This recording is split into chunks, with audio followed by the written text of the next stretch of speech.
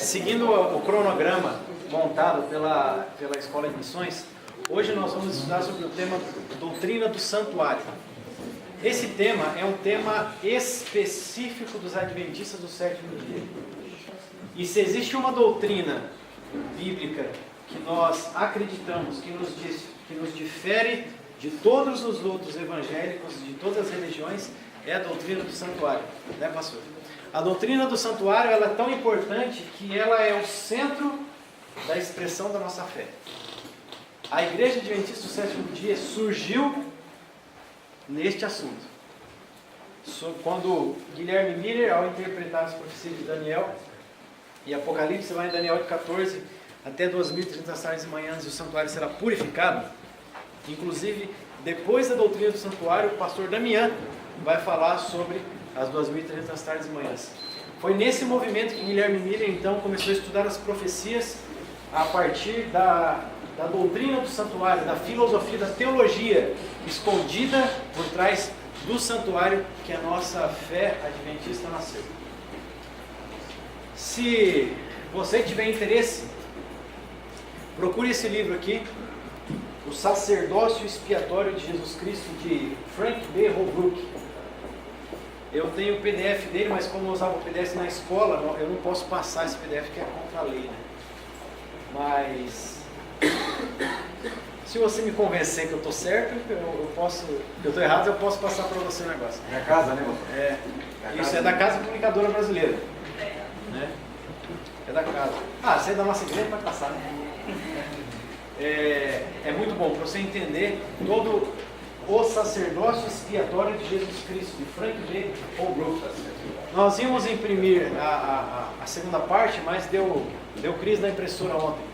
A impressora adventista não trabalha no sábado, ela resolveu, né, seguir o mandamento. E aí nós não conseguimos imprimir. Na próxima aula, daqui 2 semanas, né? Essa próxima não vai ter, na outra também não. Daqui 3 semanas, né? Você pode receber a aula do dia e a próxima. Pode mandar por e-mail também. Sim, também podemos mandar por e-mail. Se você pedir lá o e-mail pelo e-mail da Escola de Missões, você recebe o material online. Tá certo? Gente, vamos começar a falar. A doutrina do santuário, ela é uma doutrina que se inicia no Gênesis e termina no Apocalipse. E se tem um tema que é repetido em todos os livros da Bíblia, é o tema do santuário. Em toda a teologia da Bíblia, é o tema do santuário. O santuário, ele nasceu no Éden. E hoje nós vamos provar isso. Quando Deus... a gente nasceu um controlezinho hoje, né? Tem uma frase muito legal de C.S. Lewis, que ele diz assim, esse livro é bom, viu, para vocês lerem, Cristianismo Puro e Simples, muito legal, eu já li. Diz assim, as criaturas, elas não nascem com desejos, a menos que exista satisfação para esses desejos. Um bebê que sente fome, bem, existe uma coisa chamada comida. Um patinho, ele quer nadar, existe uma coisa chamada água. Se eu encontrar em mim mesmo um desejo que nenhuma experiência neste mundo pode satisfazer, a única explicação mais provável é que eu fui feito para outro mundo. Essa é a frase de C.S. Lewis. Vou encostar a porta aqui. Posso encostar aqui ou você está prestando atenção na aula?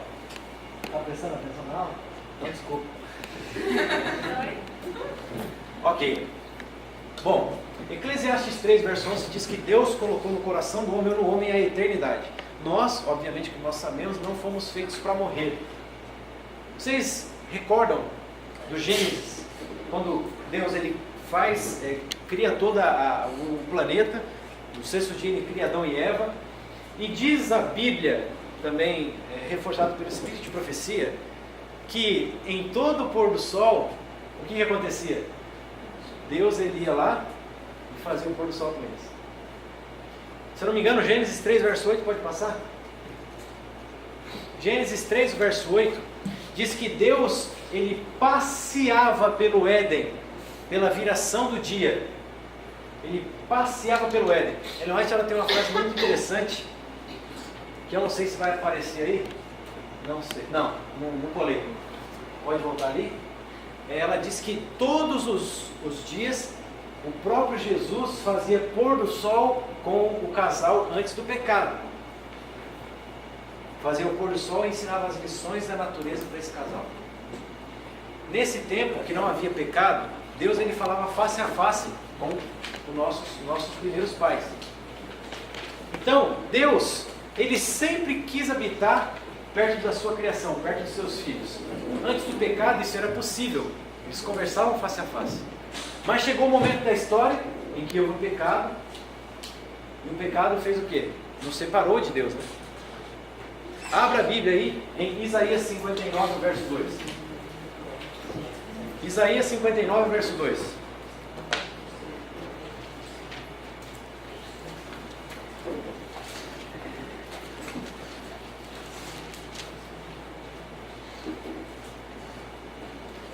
Quem tem uma voz boa aí, por favor, leia. Isaías 59, verso 2. Esse tema é um tema muito extenso, de muitas aulas. Só que, né, eu só tenho 2 aulas, né, Marjorie? Só 2 aulas para poder apresentar isso para vocês. Então eu vou ter que pular muito texto, pular muita coisa. Mas eu vou tentar tirar a essência de tudo isso para vocês entenderem. Isaías 59, verso 2. Quem lê? Mas as vossas iniquidades fazem separação entre vós e o vosso Deus. Os vossos pecados encobrem o seu rosto de vós, para que vos não ouçam. Olha o que Isaías está falando. O pecado de vocês separa vocês de Deus. E o pecado de vocês faz Deus ter vergonha de tapar o rosto para não ver. Ele não quer nem ver. Agora, a partir do momento que o pecado entra no mundo, o que acontece? Romanos 3, 23. Alguém lê para mim? Romanos 3, o verso 23. Pois todos pecaram e destituídos estão da glória de Deus. O que é uma pessoa destituída de alguma coisa? Retirada, desprovida, né? Não tem mais a glória de Deus. Aquela glória que revestia o primeiro casal. Então, a partir do momento que o pecado entra no mundo, nós nos separamos de Deus. Mas aí, o plano da redenção ele entra em ação, como vocês já sabem. O objetivo principal, ou pelo menos o primeiro objetivo de Deus, ao criar o sistema do santuário, da doutrina do santuário, era fazer com que fosse possível ele habitar no meio de um povo pecador. Porque apesar de ser um povo pecador, era a criação dele. Ele queria habitar com o seu povo. Então aí é que começa a história do santuário. O primeiro objetivo de Deus é então o quê? Habitar no meio do seu povo. Então, pode passar. Abra a Bíblia aí. Êxodo 25, verso 8. Isso mesmo. Ou habitar neles, uma outra. Tabernacular, né? Êxodo 25, o verso 8. O que está dizendo aí? E me farão um santuário para que eu possa habitar no meio deles. E vocês vão fazer um santuário, um templo, um tabernáculo. E nesse tabernáculo eu vou habitar no meio de vocês. O interessante é que o tabernáculo, a frente dele era para o oeste, para o leste, e a parte de trás dele para o oeste, né? E dos 4 pontos cardeais, em cada um dos 4 era acampado o povo de Israel. Dessa forma, o santuário estava exatamente no meio do arraial. Então, o primeiro objetivo de Deus ao construir o santuário era para que ele pudesse habitar no meio do povo. Porque se Deus ele entrasse em contato direto com o povo pecador, com Deus santo e puro, o que ia acontecer? O povo ia morrer. O povo ia morrer. Tanto que quando Moisés ele sobe ao monte, fica lá um tempo com Deus e volta, o seu rosto está todo iluminado, o povo olhava para ele e não conseguia falar, os anciãos eles apontavam com medo de morrer. Só porque a glória de Deus resplandecia no rosto de Moisés. Imagina então se Deus aparece no meio do povo. Não ia sobrar nada. Mas então Deus ele monta todo esse sistema do santuário para que ele pudesse habitar no meio do povo. O que nós vamos fazer na aula de hoje? Nós vamos fazer uma recapitulação sobre o sistema do santuário, simples. Na outra aula nós vamos falar sobre o dia da expiação e o santuário celestial. Então, com o que nós aprendemos aqui, nós vamos fazer ligação com a próxima aula, que vai saber Deus quando é, daqui 3 semanas. Até lá vocês não podem esquecer, então você tem que ler o material. E os textos que vão aparecendo aqui, vocês devem anotar, já que hoje vocês não têm a colinha, porque vocês vão gastar só daqui 3 semanas. Então anotem os textos, estudem, porque no final do módulo nós vamos fazer uma prova. Tá certo? Pode passar. Quem, né? Quem passa? Passa lá para nós. Bom, me fará um santuário para que eu possa habitar no meio de vocês. Essa aqui é uma ilustração bem conhecida do que é o santuário. O santuário ele tinha pelo menos 3 partes. A primeira parte era o pátio. Aqui era o pátio, onde ficavam os sacerdotes. A foto não vai ajudar muito, a imagem. Mas aqui é o altar de holocausto. Um pouquinho à frente aqui é a pia ou mar, feita de bronze. Aqui os sacerdotes lavavam os pés e as mãos, para que eles pudessem entrar no santuário. O altar ele era feito de madeira de acácia, coberto de bronze. Ouro era o altar de incenso, esse altar era de bronze. Na parte de dentro, nós tínhamos o lugar santo e santíssimo, que daqui a pouco vai ser mostrado aí. Pode passar. Mais uma foto aí, pode passar. Ok. Aqui, esse aqui não foi eu que fiz não, tá? Esse aqui eu peguei já que estava no estudo. Essa aqui é uma planta baixa, mas bem baixa. Bem baixa. Do que é o santuário na sua vista aérea. Altar de holocausto, pia, lugar santo, lugar santíssimo. Aqui a mesa dos pães da proposição, candelabro, altar de incenso, arca da aliança, cortina ou véu. Beleza, pode passar. Estou falando isso porque tem gente que não sabe. Aqui já é uma visão muito mais bonita, né? Do que é o santuário ou o tabernáculo dentro ali da tenda. Essa cortina, essa aqui é a cortina que separava o santo do santíssimo, sumo sacerdote com a sua roupa especial. Pode passar. Bom, qual é o significado dos móveis ou dos utensílios do tabernáculo?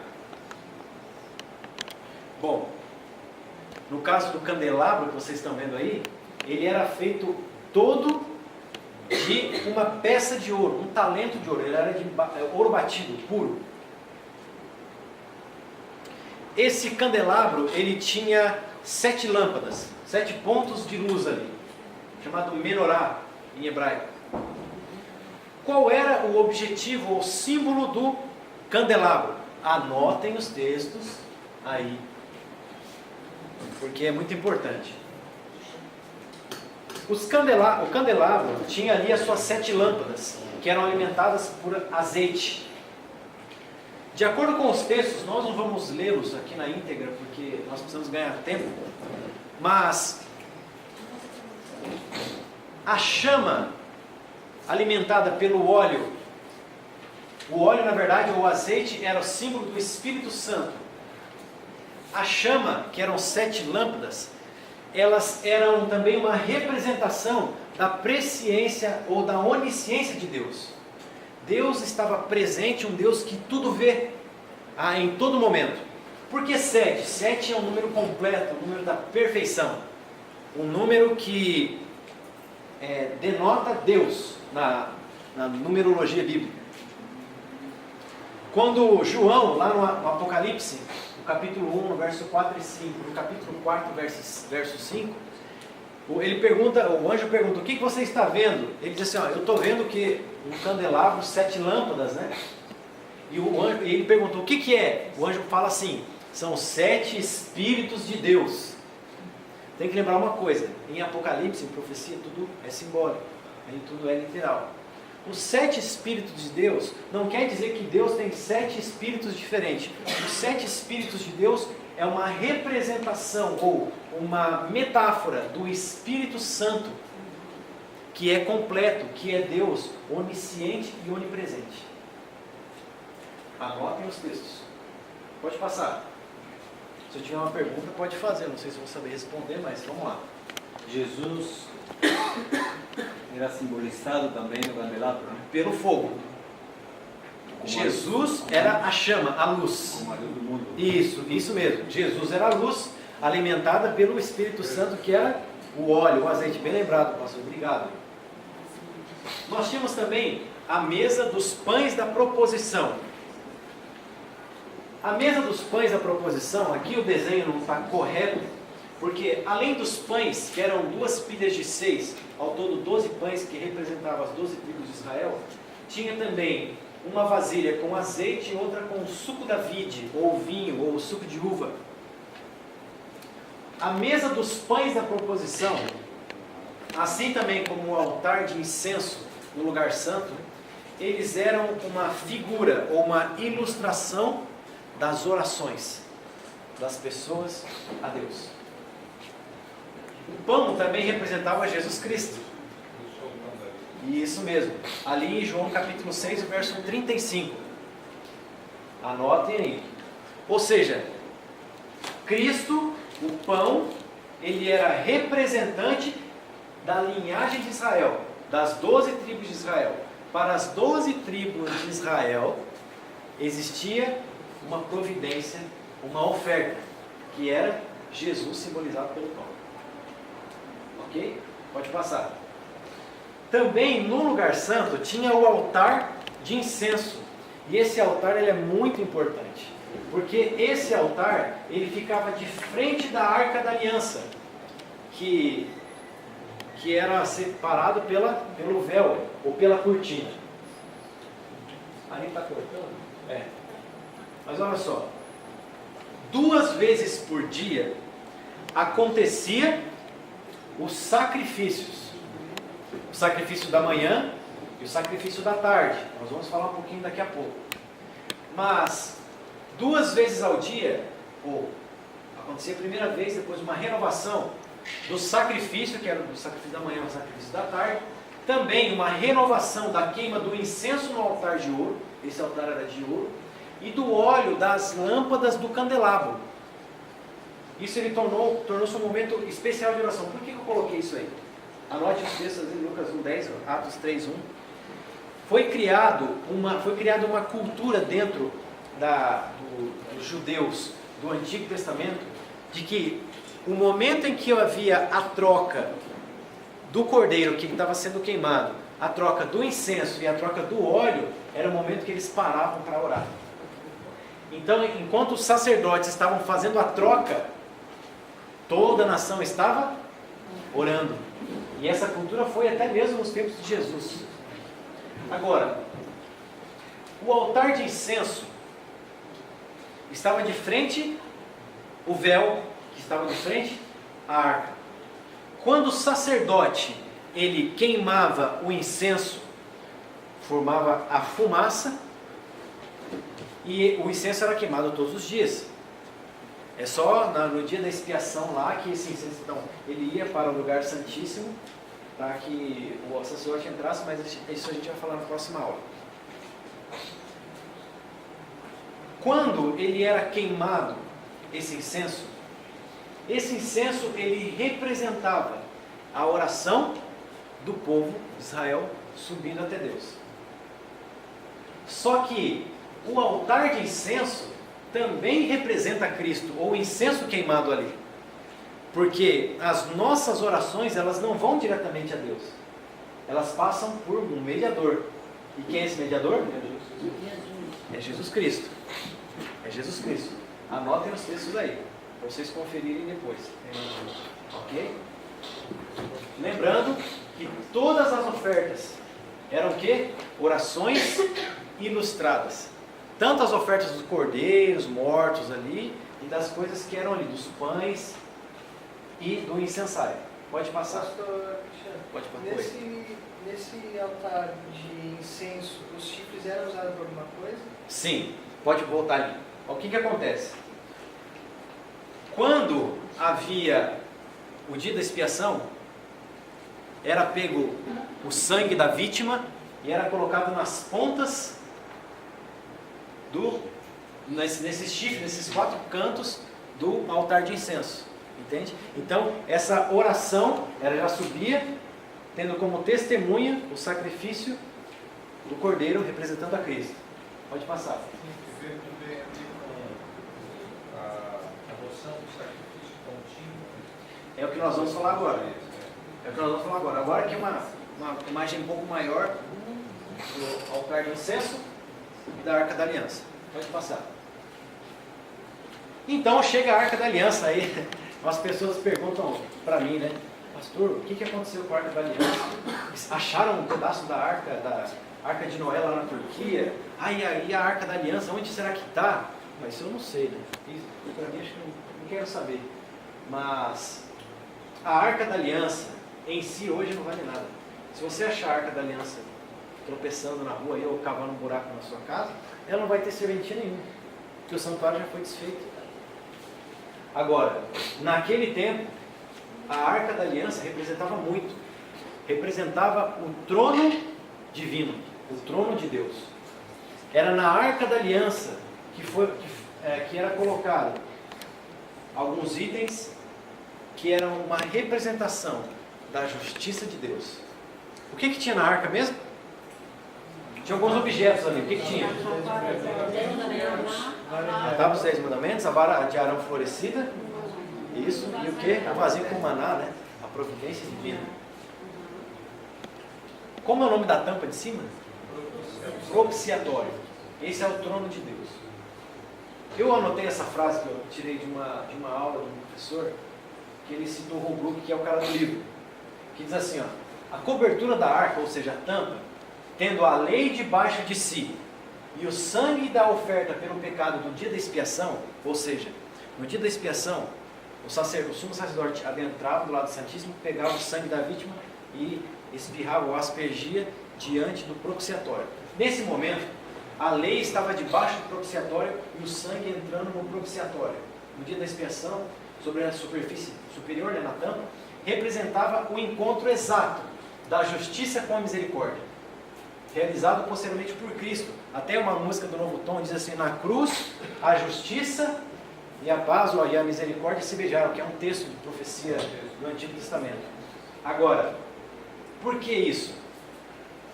Na cruz, Jesus morreu por obediência à lei. A Bíblia não fala que o pecado é transgressão da lei? Jesus não assumiu o nosso pecado? Então Jesus assumiu a culpa que a lei acusava. Na cruz, Jesus assumiu a culpa que a lei acusava do pecado. Naquele momento, ele assumiu a consequência do pecado. Mas por ser ele e não eu, ele sendo o Cordeiro, também a misericórdia de Deus, a graça de Deus, ela foi revelada na cruz. Então na cruz, tanto a justiça de Deus, quanto a sua misericórdia foram reveladas. A justiça contra o pecado e a misericórdia para o pecador. Entenderam? Ok. 4 pontos.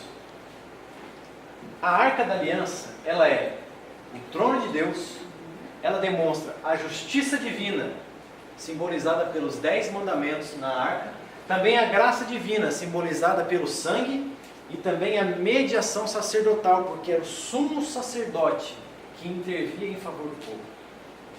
Pode passar. Oi. Os sacrifícios eram todos feitos no pátio. Sim, o sacrifício era feito ali no pátio. Só Sim. o sangue era levado para dentro. O sangue era levado para dentro, isso mesmo. Eram mortos ali na frente do tabernáculo, nada sendo morto lá dentro. Tá? Bom, o que era feito no santuário?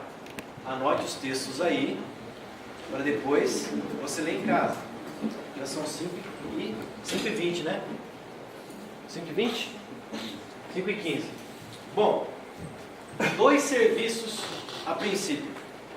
Os serviços diários, ou sacrifícios públicos, e os serviços individuais, que eram os sacrifícios pelo pecado. Nos serviços diários ou sacrifícios públicos, podemos chamar também, como o irmão disse, de sacrifícios contínuos. Pode passar. Da tarde da manhã. Isso. Todos os dias, independente do pecado do povo ou não, por toda a nação de Israel, 2 cordeiros eram mortos.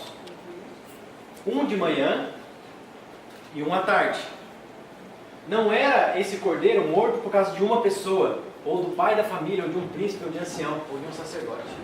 Comunidade. Isso, por todo Israel. Ou seja, independente se as pessoas tivessem pecado ou não, isso era feito. É o sacrifício contínuo, independente da atitude das pessoas. Esse sacrifício era feito de um cordeiro de 1 ano, sem defeito. O sacerdote pegava esse cordeiro, colocava ele no altar, degolava ele, arrancava o couro dele, então o queimava. Esse cordeiro que era morto na parte da manhã e na parte da tarde, no sacrifício contínuo, ele tinha uma simbologia. Ele representava a graça de Deus que estava disponível aos seus filhos constantemente. Entenderam? Os 2 cordeiros do sacrifício contínuo, eles representavam a graça, a beneficência, a misericórdia de Deus que estava disponível a qualquer momento, a todo momento, para todo aquele que crê. Entenderam? Então, independente de um pecador lá ou não, que ia apresentar a oferta ou não, esse sacrifício, ele não parava. E esse cordeiro era ateado fogo, ele ficava queimando aquele cordeiro de manhãzinha até a tardezinha. E a tardezinha ele era substituído por um novo cordeiro sendo morto e sendo queimado até a parte da manhãzinha, que ia ser o novo cordeiro, do novo dia. O interessante é que quando o sacerdote degolava ou cortava o pescoço da vítima, ele pegava o sangue, ele chegava, entrava no lugar santo e fazia o quê? Espirrava na cortina desse sacrifício contínuo. Lembre disso. Agora, esse é o sacrifício diário. A cada dia, recapitulação, eram oferecidos holocaustos de 2 cordeiros de 1 ano. O primeiro cordeiro pela manhã, o segundo pela tarde. Este era chamado de holocausto contínuo ou público, e como os demais serviços, ele representava a contínua mediação de Cristo em nosso favor. Só que não tinha só esse tipo de sacrifício, tinha outro, que era o sacrifício pessoal, individual da pessoa. Pode passar. E nesse serviço individual, Deus ele tinha uma pedagogia excelente. Porque nesse momento, assim que você vê essa fotinha aqui, o pecador, ele tinha que pegar um cordeiro de 1 ano, perfeito, sem mancha, sem mácula, sem defeito, e apresentar para o sacerdote. E na hora em que esse cordeiro era morto pelo pecado dessa pessoa, a pessoa ela tinha que colocar a mão assim na cabeça do cordeiro. Isso simbolizava a transferência do pecado daquela pessoa para o cordeiro em cima do altar. O cordeiro era degolado, o seu sangue era recolhido numa bacia, um pouco do seu sangue ali. Aquele cordeiro, ele era morto. O seu sangue, ele não era aspergido dentro do lugar santo. O cordeiro que foi morto pelo pecado da pessoa, do indivíduo, era molhado os dedos do sacerdote e colocado nos chifres do altar de holocausto, e o resto do sangue derramado aos pés do altar de holocausto. E aí aquele cordeiro, ele era assado, o sacerdote comia um pouco da carne, e o fato do sacerdote comer um pedaço da carne daquele cordeiro, simbolicamente o sacerdote tomava o pecado da pessoa que tinha passado para o cordeiro para si. Transferência. Então o sacerdote agora é que estava com o pecado do povo. E é por isso que no dia da expiação, que nós vamos falar na próxima aula, tinha também a purificação do sacerdote. E o sacerdote também tinha que fazer sacrifícios para ele, para perdão dos pecados dele. Esse sacrifício individual, ele era também todos os dias, tinha horário?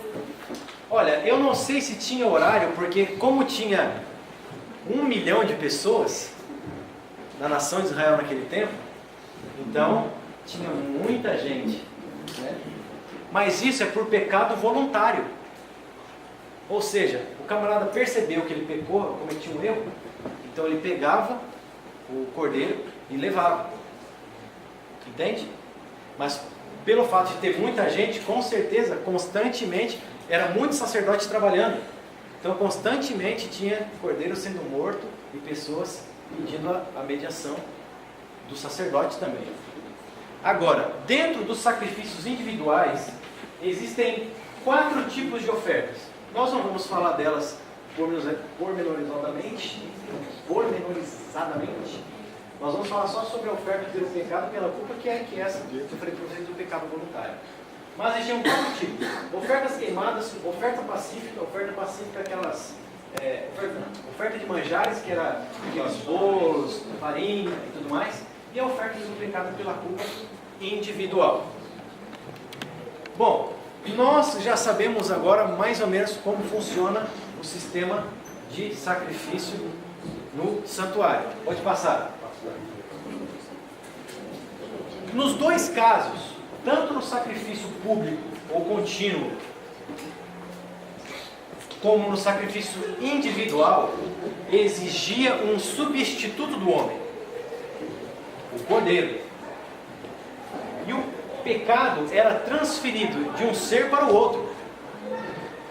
Agora, eu posso falar uma frase aqui que pode chocar alguns, mas no Antigo Testamento, dentro do ritual do santuário, não existia perdão para a humanidade.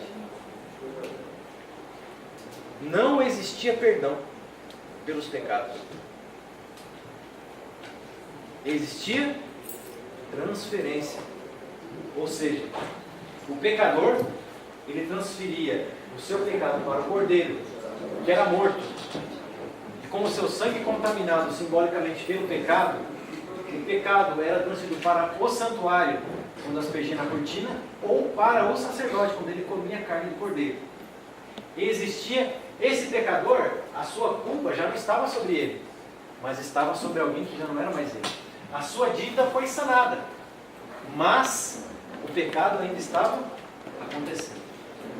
É a mesma coisa se, por exemplo, você fez uma conta no seu banco Bradesco, e na sua conta, na sua alegria aí de final de ano e tudo mais, você estourou o limite lá do cartão e está devendo 50 mil reais para o banco. Aí você chega no gerente do banco e fala assim: olha, por favor, eu não sabia que era assim. Você pode perdoar minha dívida? É assim que funciona? Ele pode até dizer assim: não, eu perdoo a sua dívida, mas eu vou ter que tirar esse valor de uma conta de uma outra pessoa, porque a dívida está ali. Eu posso perdoar você, mas o dinheiro tem que entrar ali para ser creditado. Mas enquanto esse dinheiro não for creditado, vai ficar uma lacuna aqui. E essa lacuna, que era o pecado de toda a humanidade, que não havia sido perdoado, mas sim transferido, teve então o seu perdão de fato aonde? Na cruz do Calvário. É óbvio que a pessoa, o pecador, ele era perdoado, porque a culpa não estava sobre ele, mas a culpa ainda permanecia. Agora, muitas pessoas elas me questionam, talvez podem ter questionado você, dizendo assim: mas por que tanta morte? Por que tanta morte de cordeiro? Talvez uma pessoa que é defensora dos animais fala: não, mas Deus é muito cruel, tanto cordeirinho sendo morto, para que tanto sangue? Era muito sangue mesmo, era muito bicho morto mesmo. Mas por que tudo isso? Pode passar. Um princípio. Quem aquele cordeiro representava? Jesus. João 1,29. Passa aí. No dia seguinte vi João a Jesus que vinha para ele e disse: eis o Cordeiro de Deus. Aqui você percebe agora que começa ali, se inicia a história do perdão realmente. Porque o pecado até aquele momento ainda estava no mundo. Ainda existia essa dívida para ser paga. Eis o Cordeiro de Deus que tira o pecado do mundo. Pode passar. De uma forma resumida, o santuário é a cruz antes da cruz. Era uma metáfora, era uma maquete do plano da redenção. Pode passar. E a pergunta fica, por que tanto sangue? Por que tanta morte? Abra a Bíblia em Hebreus 9, verso 22, que é um texto conhecido. Sem derramamento de sangue não há remissão. Hebreus 9, verso 22.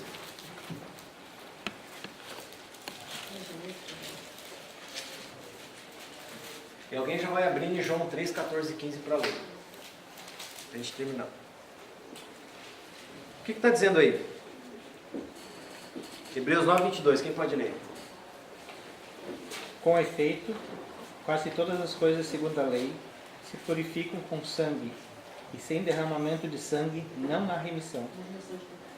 Não há remissão ou não há perdão. Sem derramamento de sangue não há perdão. Por quê? Tenta me explicar por que isso. Eu sempre dou essa ilustração ou uma imagem do momento da queda do homem para as pessoas que eu dou estudo bíblico. Imagina, Deus diz assim para o casal: vocês podem comer de tudo, só não comem daquela árvore, porque no dia que vocês comerem daquela árvore, o que vai acontecer? Vocês vão morrer. Beleza, entendemos. Só que aí chega a serpente, Satanás. E Satanás fala: é verdade que Deus não deixou vocês comerem nenhuma fruta daqui? Aí Eva falou assim: não, a gente pode comer de tudo, só não pode comer aquela lá, não pode nem tocar. Aí Deus falou assim: mas por quê? Ela falou: não, porque se a gente comer, a gente vai morrer. Aí o que a serpente fala? Não morrerá. Vocês não vão morrer. É porque Deus não quer que vocês comam, porque Ele sabe que no dia que vocês comerem, vocês vão se tornar como Ele, conhecedores do bem e do mal. O que Satanás ele tinha na sua cabeça quando ele disse isso? Lá no Paraná a gente fala assim que Satanás ele queria colocar Deus numa sinuca de bico, pressionar Deus contra a parede. Ele pensou assim: bom, estou querendo acusar Deus, quero derrubar o trono dele e tudo mais. Deus ele falou que se eles comessem, Deus iria matá-los. Se eu conseguir fazer eles comerem, Deus vai ter que matá-los. Se Deus matá-los, eu vou acusar Deus para todo o universo que Deus é um Deus tirano. Se você não obedece, Ele mata. Mas esse Deus que falou que ia matá-los, se Ele não matar, eu vou acusar Ele de ser um mentiroso. Um Deus que fala e não cumpre o que diz. Ele queria deixar Deus na sinuca de bico. Agora imagina a cena. O casal pecou, está chorando lá. Deus chega. O que está acontecendo? Ah, eles pecaram aqui e Satanás está ali. Não existiu isso, mas vamos ilustrar. O casal chorando num canto, Deus ali tentando resolver a situação e Satanás assim: e aí? E agora? Aqui ó, pecou. Não falou para não pecar, pecaram. O senhor falou que ia matar? Alguém vai ter que morrer aqui hoje. E Satanás falou: não, alguém vai ter que morrer aqui hoje. O senhor falou que ia matar? O casal chorando sem saber o que fazer. E Deus ali pensando. Satanás cobrando: alguém vai ter que morrer. Então Deus ele toma uma atitude: alguém vai ter que morrer. Alguém vai ter que morrer. Alguém vai ter que morrer. Então esse alguém sou eu. Por essa o cão não esperava. Por essa ele não esperava. Ellen White diz que por essa ele não esperava. Então Deus, naquele momento, ele começa o plano da redenção, o plano do santuário. E diz que o casal estava com vergonha e teceu para si vestes de folhas, né? Só que Deus foi lá e vestiu eles do quê? De pele de animal. Tem como você tirar a pele de um animal se ele morreu ou não? Um animal foi morto.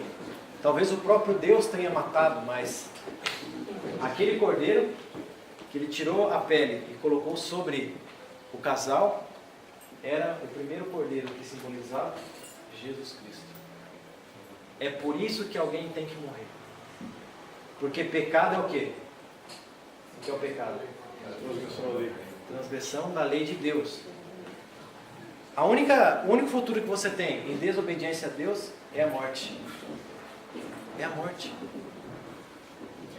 O pecado ele é o quê? Mas o dom gratuito de Deus é a vida eterna. O pecado, ele foi o quê? Um vírus que entrou dentro da humanidade, não sai mais. Esse vírus só vai sair de fato quando vier a glorificação. Mas a condenação desse vírus, ou desse pecado que entrou em nós, foi pago na cruz. João 3, o verso 14 e 15. Está aí já? Assim como Moisés levantou a serpente no deserto, desse mesmo modo é necessário que o Filho do Homem seja levantado, para que todo que nele crê não pereça, mas tenha a vida eterna. Levantado na cruz, né? Para que tenha vida eterna. Mateus 16, verso 1. Acabando. Mateus 16, verso 1. Os fariseus e os saduceus se aproximaram-se de Jesus e o puseram à prova, pedindo-lhe que lhes mostrasse um sinal do céu. Mateus 16, verso 1? Então agora Lucas 9, 22. Lucas 9, 22.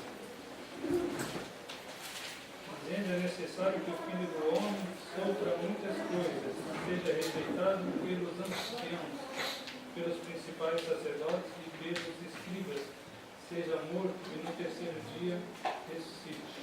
O próprio Cristo ele diz assim: é necessário que eu morra. Jesus ele tinha total ciência da sua missão, e a sua missão passava pela morte. Muitas pessoas acusam dizendo assim: ah, mas Jesus ele morreu porque ele era uma boa pessoa, ele morreu por causa das facções religiosas que tinha ali. Não, a morte dele não foi injusta. Quando ele está diante de Pilatos, ele diz: para isso eu vim ao mundo. Isso. A morte de Cristo não foi injusta. Foi injusta aos olhos humanos. Ele morreu, mas ele não precisava morrer. Mas a morte dele foi necessária. Ele não foi o nosso substituto, então é ele que tinha que morrer no nosso lugar.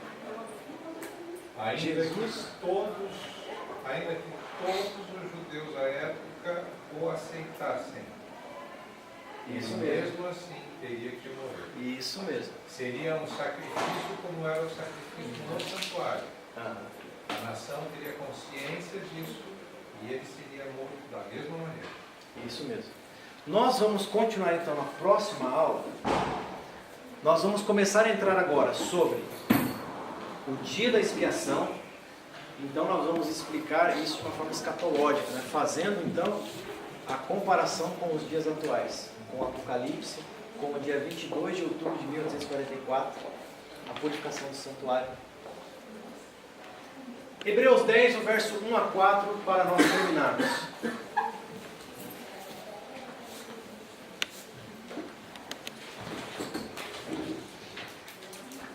Quem pode ler para nós aí? Hebreus 10, versos 1 a 4.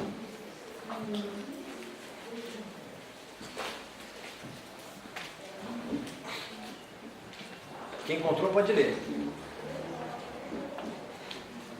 Pode ler. Ora, visto que a lei tem sombra dos bens vindouros, não a imagem real das coisas, nunca jamais pode tornar perfeitos os ofertantes, com o mesmo sacrifício que, ano após ano, perpetuamente eles oferecem. De toda sorte, não teriam cessado de ser oferecidos, porquanto os que prestam culto, tendo sido purificados, uma vez por todas, não mais teriam consciência de pecados? Entretanto, nesse sacrifício faz-se recordação de pecados todos os anos. Ok. Verso 4. Porque é impossível que o sangue de touros e de bodes remova pecado. É impossível que o sangue de touro, de bode, de ovelha, de rolinha, é impossível que o sangue desses animais perdoe as pessoas. E é baseado nisso que eu digo que antes de Cristo não tinha perdão. Existia transferência. E eu creio que ainda há. Existia o perdão da pessoa. Porque o pecado era transferido, então ela estava livre. A dívida dela foi perdoada, mas foi transferida para outra. Mas Cristo, ele fez o quê? Ele morreu. Mas isso nós vamos falar na próxima aula. Aguenta firme aí. Aguenta aí, senão o povo vai ficar curioso. Porque a morte de Cristo na cruz, se ocorresse somente isso, seria ainda insuficiente para a salvação do homem. Porque a morte de Cristo simbolizava o sacrifício diário. E a intercessão de Cristo como sumo sacerdote no santuário celestial é o dia da expiação. É por isso que nós vamos falar na aula seguinte. Sobre o que nós vimos aqui hoje, alguma pergunta? Foi uma coisa fácil que a maioria de nós já sabe, mas é importante nós seguirmos uma linha de raciocínio. Porque na próxima aula nós vamos entrar nesse assunto do dia da expiação, mas para isso você tinha que ter entendido a aula de hoje. Tá certo?